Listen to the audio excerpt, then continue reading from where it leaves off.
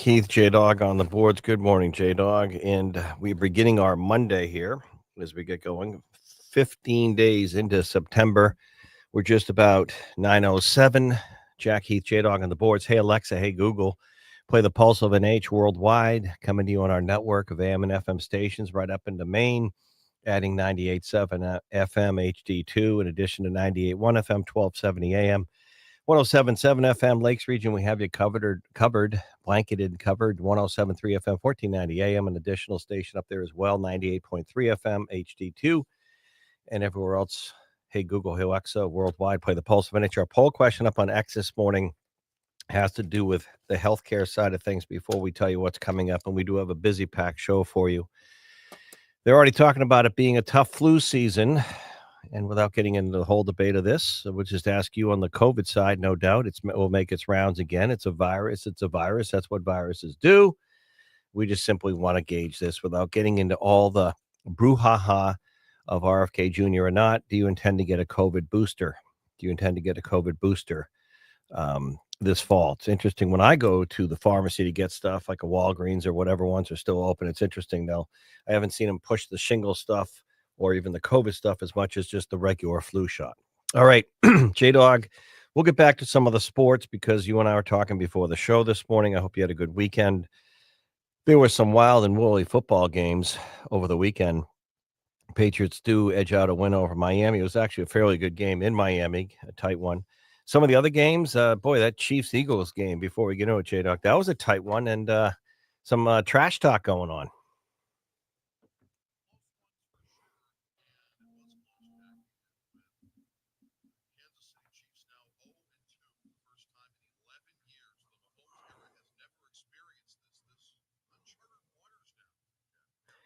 Interesting. Yeah, we'll come back. You were right about the Falcons, and we'll come back to some of this stuff. It's hard to talk about the big subject in the room this morning. We do have a full show for you, but I wanted to come at it academically, calmly, respectfully, from a lot of points of view. But we're going to be joined by some of our academic, meaning university contributors, just to talk about younger people and how they're processing a lot of this stuff, particularly the assassination of Charlie Kirk, the aftermath, suspect information, and really just several days of reactions in this country and locally right here at home in New Hampshire and the region up in Maine and within families and within neighborhoods, different reactions. And it's interesting. We're going to hear about Neil Vec. We're going to talk about the university side, the college side of a lot of this. May even get Dean Spiliotis to touch base, who joins us tomorrow, Southern Hampshire University. Anna Brown, just talking about where we go from here. I've had several reflections and reactions to this really since the end of the week. It was delightful, and I mean this sincerely, to do my show Friday at Glendy at the St. George Orthodox Cathedral Church in Manchester. It was actually quite almost healing to do the show there, kicking off Glendy, because it was such a positive local cultural celebration, and that St. George campus is just full of faith and love and goodness with all the volunteers. It was a beautiful day there weather-wise. But shortly after that, Friday afternoon, I was just sort of decompressing and turning off the week, like many of you, like many of us, in beautiful weather this weekend.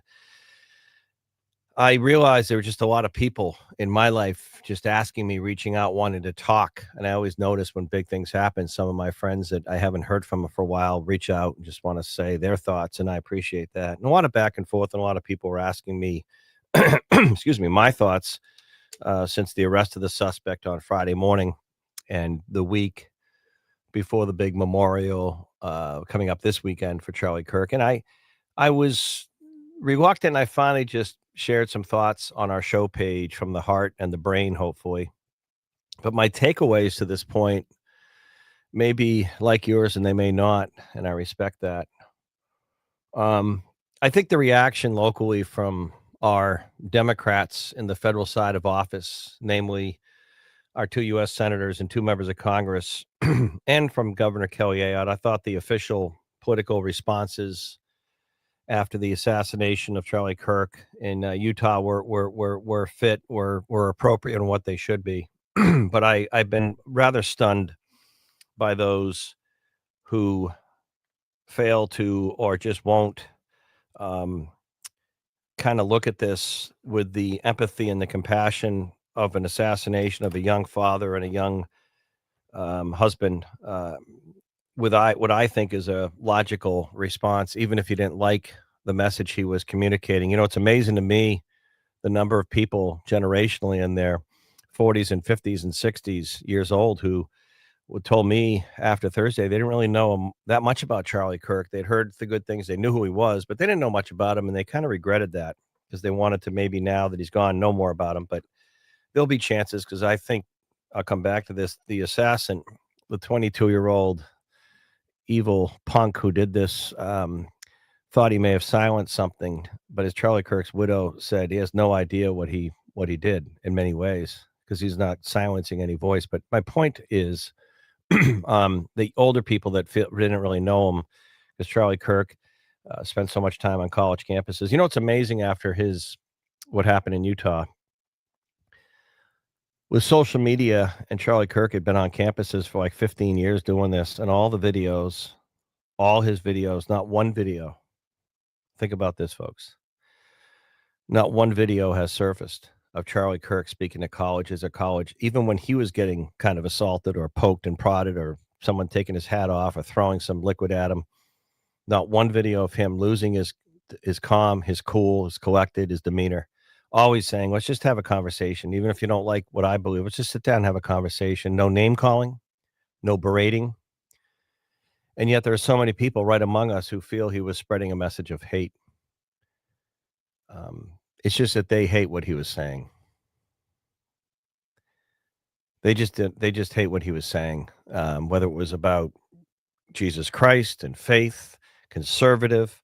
And the other takeaway I have is just how no one will say this, but so much of this has to do with the election results on November 5th, and people won't say that. For the election results, because I do believe, and I said this the morning of, the night of the election, and the days after the election on November 5th between Trump and Harris, I said, I think a lot of people may have voted the way they did for Donald Trump, not even maybe even liking him all that much in terms of the way he came across, but liking his message and wanting change. And a lot of people had enough. Now, you may not be in that category, but the fact is a lot of people, me included, and my show, I'd said this, I had enough over the last several years. Enough of the political correctness, enough of the woke stuff, enough of the DEI stuff, enough of the pronoun stuff being jammed down our throats. And here's my takeaway, because you have to do it today. You just can't ignore it. This is what people this week, as much as J-Dog said, it'd be great to get back to local stuff. This is the story that will affect local stuff. This is what's amazing to me. And I say this from the heart to even people that I do care about and love who don't agree with what I believe politically.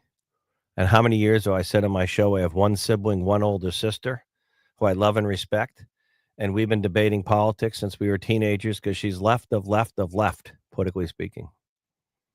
And I was like the young fiscal conservative. And we've been debating for years, but I love and respect her. She knows where I stand. I know where she stands, but we can talk about all these other things that really matter and come together. And a lot of people can't. A lot of people won't. And the thing that perplexes me, and I mean this, that bugs me the most, and I'll just get it off my chest right away and won't harp on it too much, but I've said it before. And I saw it during the abortion debate when people would just not even want to hear your point of view, even if you're not a big abortion rights person on what matters on your vote. It just was amazing to me that if you questioned abortion in the last 3 months, people would call you names and say you're anti this and all that, and you had no right to an opinion, none whatsoever. You had no right. I talked to more moms who said their kids came home from college in the same house for the holidays, and like the parents said, I don't even know who this kid is. I raised her or him in my house, and I have no right. They brought up the abortion thing. They're telling me I'm anti this. This was a couple years ago, and I have no right to my opinion. But on this stuff we're talking about and what Charlie Kirk talked about and those who didn't like him, why don't some people have a right to their opinion? And if you don't, if some people, if you don't agree, if they don't agree with you or you don't agree with them, they make a moral judgment that they're somehow better than you. that you're not only not right, that you're not a good person because of what you believe political, if you're a conservative thinker. And I don't know who gives, because I don't view it that way. I don't think I'm morally better than my sister. Never have. I don't make a moral judgment because she's very liberal. Never have. She's my sister. We were born in the same house, same milk in the fridge, same high school, same mascot, same friends, same asphalt in the street, same roof on the same house. And I never made a moral judgment because she didn't agree with me all these years that I'm somehow better as a person. And I'm getting sick and tired that people making a moral judgment because I have a different political point of view and they somehow think there's something wrong with me. I don't think there's something wrong with them because they think the way they do. And I think that's something that will come from this because everyone has a right to an opinion and you have a right not to agree or disagree. But Bernie Sanders even put it very well. I mean this. Bernie Sanders had a very good 2 or 3 minute video clip I saw over the weekend. And he basically said, I didn't agree with anything that Charlie Kirk said or talked about politically, but he was a good person. And he had a right to do that. He did it peacefully. And Bernie Sanders gets ridiculed and all that for being a socialist. And he said, everyone has a right to an honest opinion. So why is it some people don't? And I'm just asking straight up. Because this stuff's got to stop. And, you just can't go out and kill someone because you don't like what they're saying on a college campus. If they're doing it peacefully, respectfully, with their cerebral focus, debating skills, just wanting to have a conversation, you don't have a right to do what this punk did. You don't. And he is a punk. And, you don't have a right to do that. And, we can debate the Second Amendment stuff and guns and all that and schools and kids. And I will do this all day long to protect and save a kid anywhere, any school, any church. This stuff's got to stop. But I try and make the case that, I'll even from a philosophical point of view say pass all the laws you want. But what you have to be cognizant of is when someone's mentally ill, when they've lost it, when they're willing to hurt someone else or take a life, they're obviously not they're not really rational, but they made a decision and they think that they are, and they think they're doing something that, is going to be heroic and all that. And they don't obey laws that you've passed once they've made that decision. They don't obey laws that you will pass. They're going to get a hold of a weapon, whether it's in the black market or they buy it illegal. At that point, they're not obeying any law. And if we want to have a discussion in this country, in our society, we have to have an open discussion, whether you're talking about Lewiston, Maine, and that veteran who did what he did to so many people with extreme acute PTSD. We either have to intervene when those around a person think that they've gone off the rails and they could be a harm. And we have to have a debate. Are you willing to, I think of the young mom, no comparison at all to what happened in Utah, but the young mom from Madbury who killed her kids, her husband, and herself. You can debate all day long, whether it was over an embezzlement thing, fear, mental health, but she made that decision. And if people knew she was going to do that and she was putting out these very disturbing social posts on TikTok before she murdered her family, that she was suffering from mental health, she was, suffering from depression, trying to do better. If someone had seen that and said, I think she's going to do this, are we willing to say, okay, send someone to the home and take her into protective custody? Because we have to start realizing that social media is a toxic part of this. And many times these people, they broadcast on social media before, during, and after. What do we do about that? Those are the discussions. If you want to stop the next one, and I don't know if we can, to be realistic, but I do know in the here and now, we better also understand that we can agree to disagree. But don't pass moral judgment that I don't have a right to my opinion or someone else doesn't because they don't line up or agree with you. And the election happened. And a lot of people, young people included, voted for Trump and not Harris. And if you can't get over that, and a lot of people haven't been able to get over that, they won't admit it, but they haven't been able to get over the election results. If that's the biggest stress in your world, well, I guess God help you. That's all I can say. It was an election. And a lot of people wanted change. Some commentary, 603-228-2080. Hey, Alexa, Google Play, the Pulse NH. We'll come back. Neil Vec, a little bit later on. Anna Brown. Doug Tengden on the economic side of things. Tom Raffio going early this morning. Hey, Google, hey, Alexa, play the Pulse of an H. We are back in a few.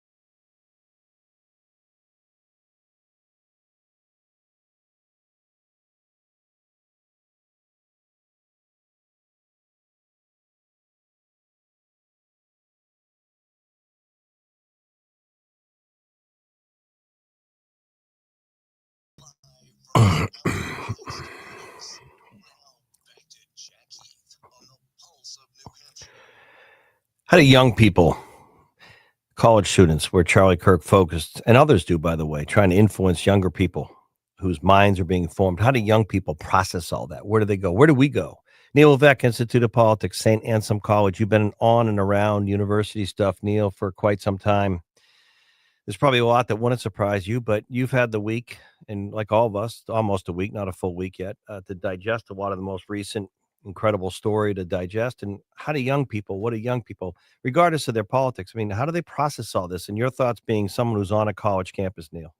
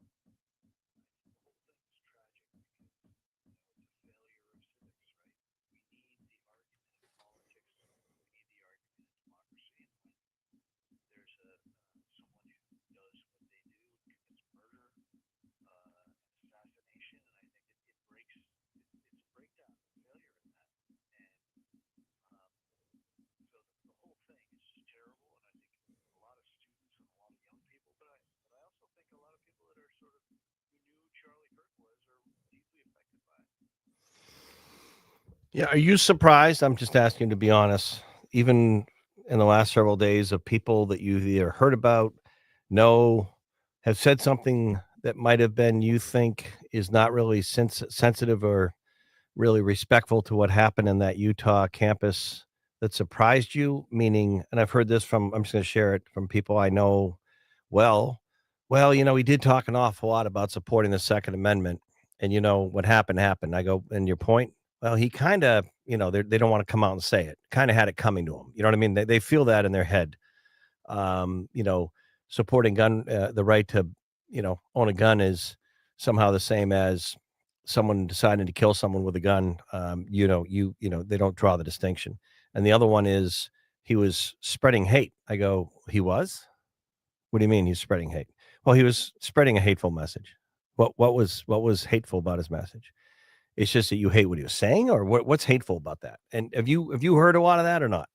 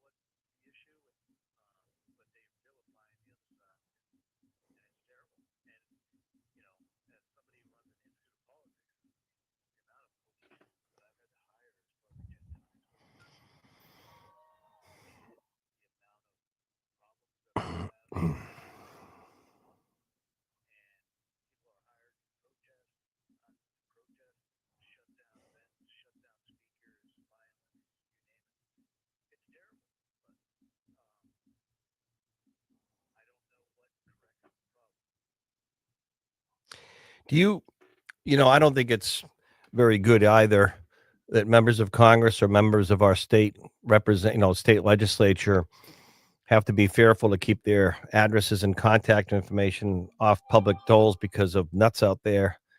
And after what happened in Minnesota, I'm not talking about the at the Catholic school. I'm talking about some of the state lawmakers who were killed.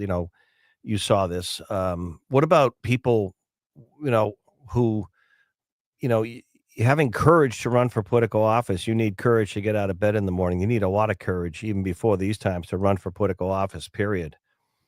But does this keep good people out from doing that, looking at the environment?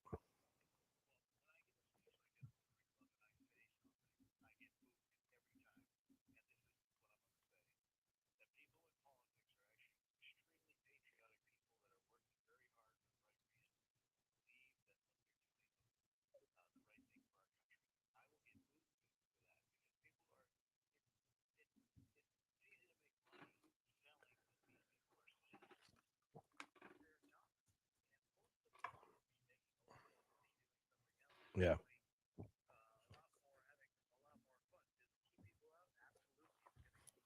Mhm.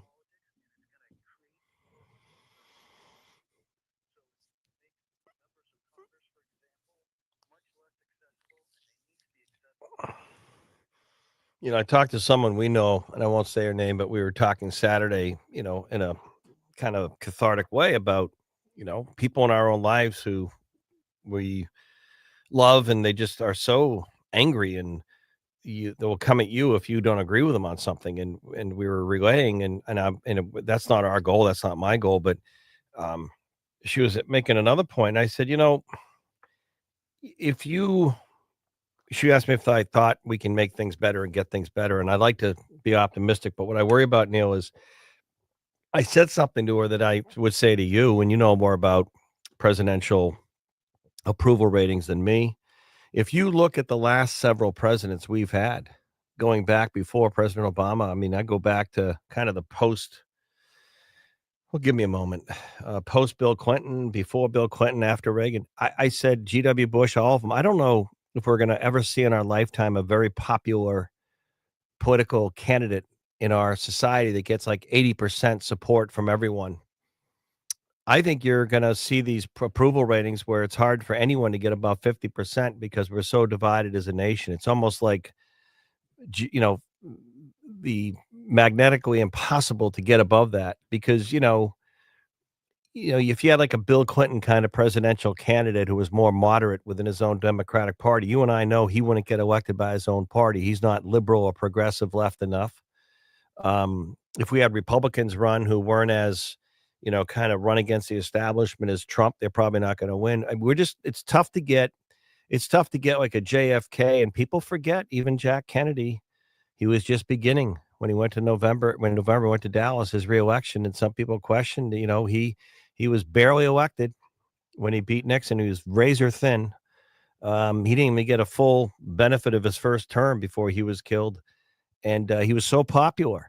But really, his assassination made him almost more popular. And he was an amazing, charismatic president, a charismatic person, by the way. Incredible charisma. Not perfect. No one's perfect. None of us are.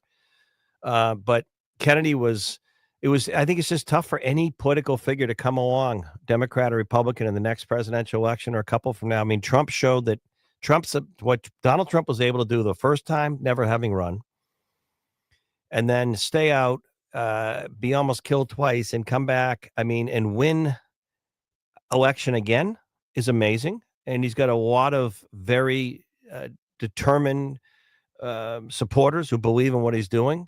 But going forward, I don't know if we're ever going to see a time where someone can come in and galvanize like 80% of those all walks of political voters. I think we're too divided. What do you think?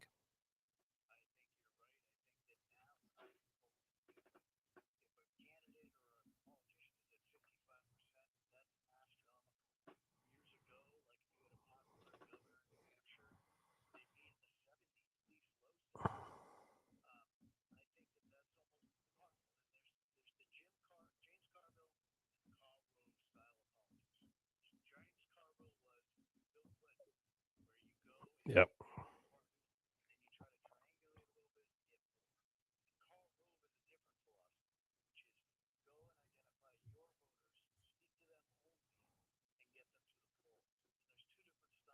Hmm. Yep. All right, Neil. Thank you for the time. Appreciate it, Neil Levesque. Anna Brown. Sorry, we're delayed. Well, you're coming up next. Anna Brown, Citizens Count next.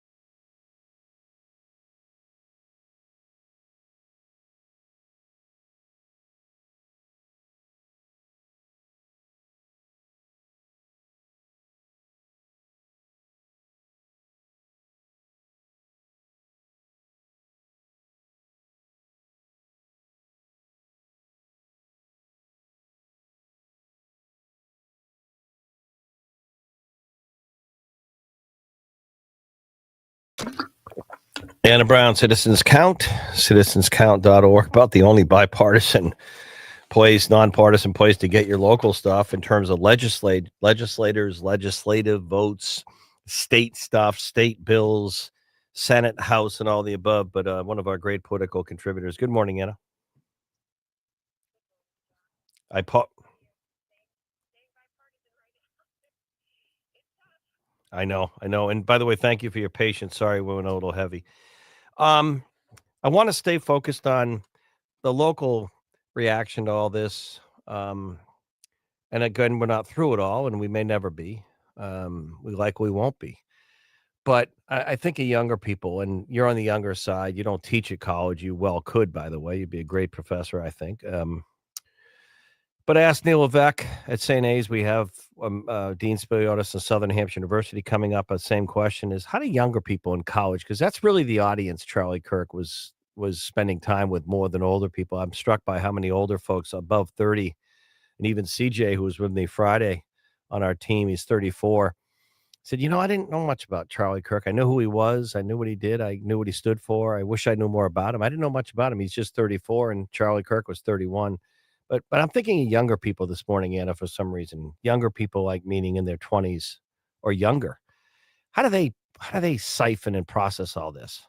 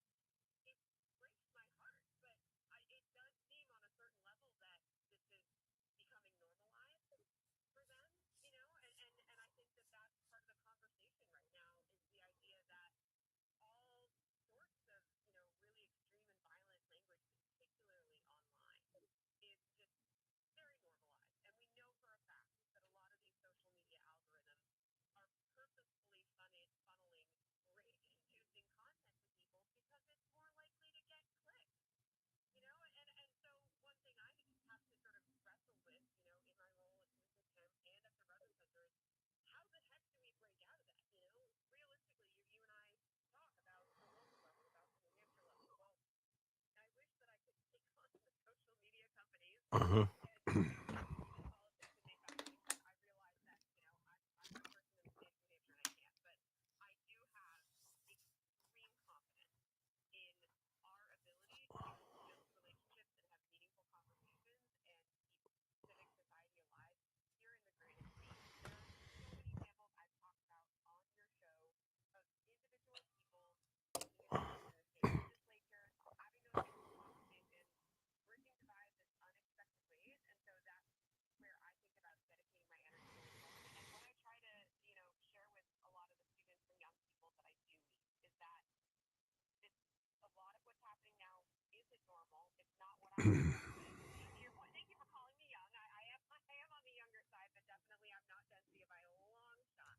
Mm.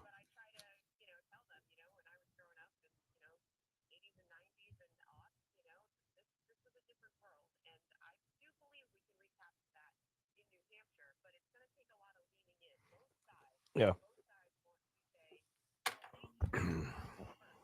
Yeah.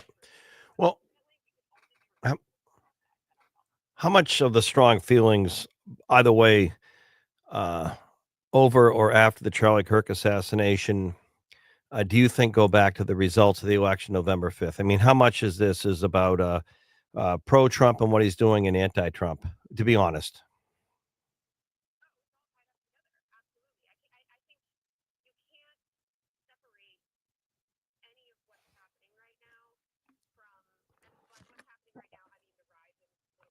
Right, right.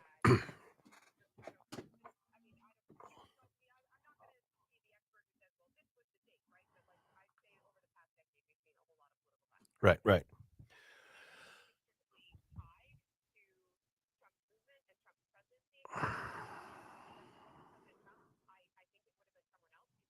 Well, I don't. Right, right, right. Well, it's funny. I was going to not agree with you there, but then when you finished, I do, because I've often said that a lot of people attribute and credit or blame Donald Trump for about everything, and they overdo that. In other words, Democrats react every day to what Trump does or says, and the media does, and I understand it because he's very good at that. But he really just took advantage of the times, in my opinion, sort of populism, run against the establishment, run against his own party when he ran against all the big names, run against Hillary and Bill Clinton, run against Congress, run against Washington. He's always running again, and a lot of people wanted that. And I think of his inaugural address. Go ahead.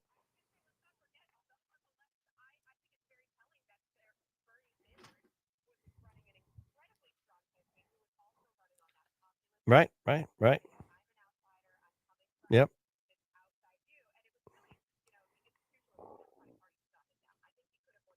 And you know what's interesting? Bernie, I'll never forget.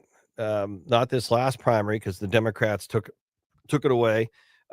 He won the last two in New Hampshire presidential primaries, and I was at a seafood market in Portsmouth one afternoon when that particular years ago was Bernie was running and beating everyone, and a young person was working there staring at the monitor. It was like CNN monitor of Bernie Sanders in New Hampshire speaking, and the young person was probably I don't even think 20 years old working there, and they were just staring at the monitor. I go, "You like Bernie?" And he turns, he goes, "I love Bernie." And Bernie was older then. I mean, he was mayor of Burlington when I went to Let me ask you this, Anna, before I let you go. Anna Brown, Citizens Count, citizenscount.org. Great, great resource for you. Um, I was going to say President Trump's inaugural address this time. Remember, it was indoors, if you remember, and former presidents behind him. And right out of the gate, classic Trump. And he hit everything that I think a lot of people that just have had enough across many lanes in our society, he didn't hold back at all. Like you don't normally see this at an inaugural address, but it's Trump, President Trump, Donald Trump. He said, and I'll just use an example on energy after all the debate on climate change and everyone's so this or that on fossil fuels. He goes, "We have natural gas and it's liquid gold." And he almost turned to like the president's behind him, and we are going to drill, baby, drill right in front of him. And then he talked about woke and DEI. And in his inaugural address, he said there are two genders, boy and girl, period. I mean, he said these things. I mean, he laid it out. He laid it out.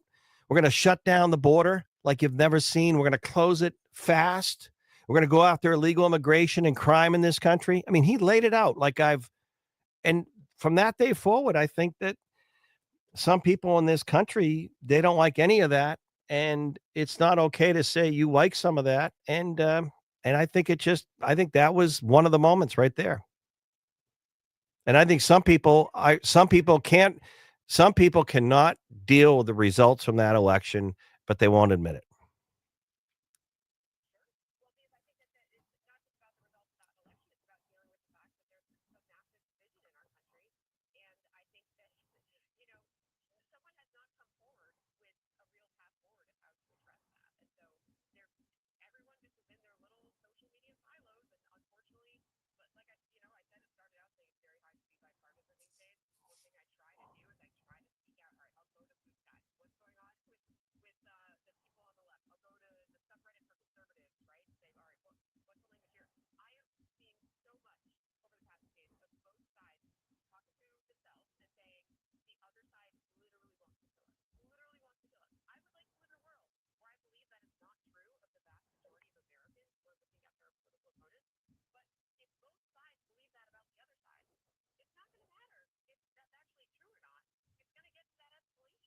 Mm. Do you right?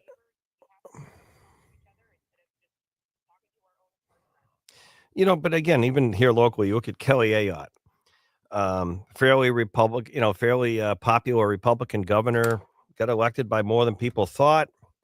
Um, and she's pretty open. I mean, I think she's pretty open about talking with people, and then you look at how some people react to her. I try and do that. I have Democrats in my show, Democrat analyst, Senator Shaheen, Chris Pappas will be on, I think, Thursday. I mean, I have these. Um, I'm not out to silence anyone. You know what I'm trying to say? I'm not out to, you know, quell or silence anyone. Is the far progressive left, are they out to silence people that if they don't agree with you, or is that an overstatement? Is that falling into the trap?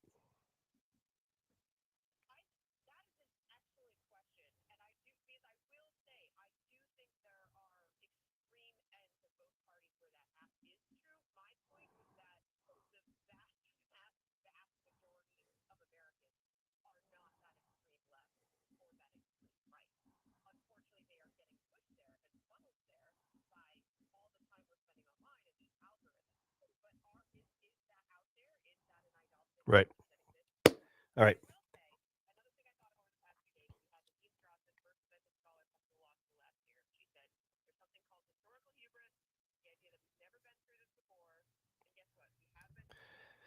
I know.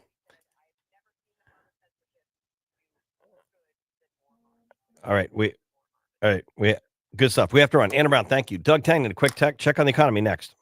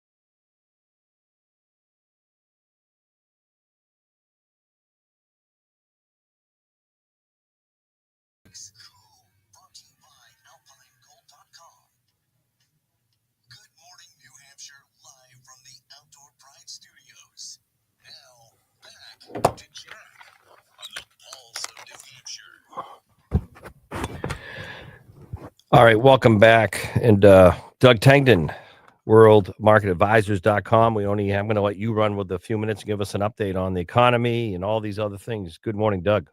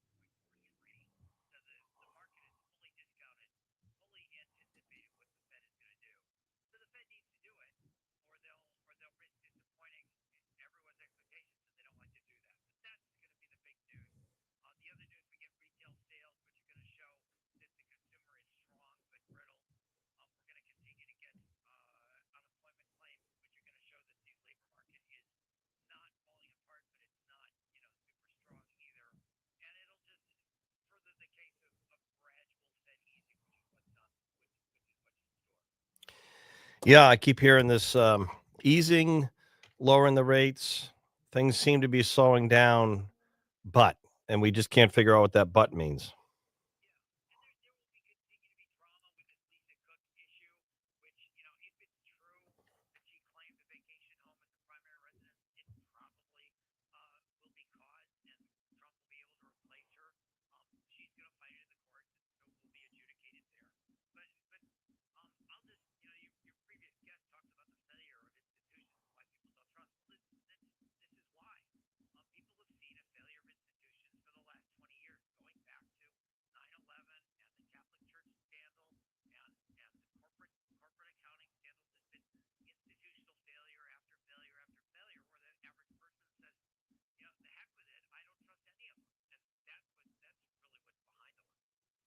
Yeah, good stuff. All right, Doug. Enjoy the Monday. Thank you, Doug Tangner. World Market Advisors coming up.